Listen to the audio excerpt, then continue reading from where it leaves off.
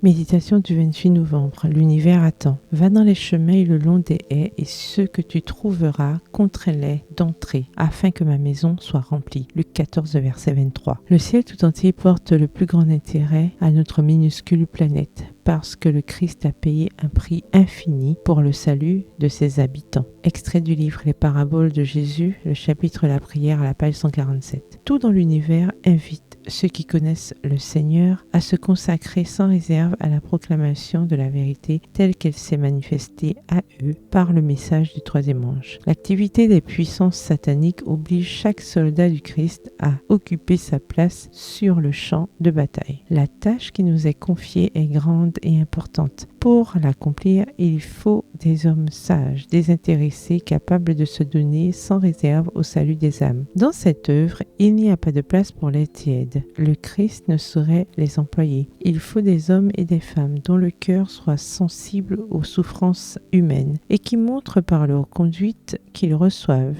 et répandent la lumière, la vie et la grâce. Le peuple de Dieu doit ressembler au Christ en ce qui concerne le renoncement et le sacrifice, que son seul but soit de répandre dans le monde entier le message de miséricorde. Les uns travailleront d'une manière, les autres différemment, suivant l'appel et les directives du Seigneur, mais ils le feront en harmonie, en s'efforçant de conserver à la cause sa parfaite unité. Extrait du livre Témoignages pour l'Église, au volume 3, au chapitre 54, à la page 351. L'Église ne reculera pas tant que ses membres implorent le secours du trône de la grâce, demandant de pouvoir coopérer sans faute à la grande œuvre qui a pour but le salut des âmes en danger de se perdre. L'univers céleste attend des êtres consacrés qui soient autant des canaux par lesquels Dieu puisse communiquer avec son peuple et par celui-ci avec le monde. Dieu veut se servir d'une église consacrée, animée de l'esprit de renoncement. Il manifestera son esprit d'une manière apparente et glorieuse en ce temps-ci tout particulièrement, alors que Satan agit d'une manière magistrale pour tromper les âmes aussi bien des pasteurs que des membres. L'Église prendra-t-elle conscience de ses responsabilités? Dieu se prépare à conférer l'esprit qui anima le plus grand missionnaire que le monde ait connu à ceux qui travailleront avec une consécration pleine d'abnégation et de sacrifice de soi. Extrait du livre Message choisi au volume 1 au chapitre 15 à la page 137. Bonne soirée, que l'Éternel vous bénisse.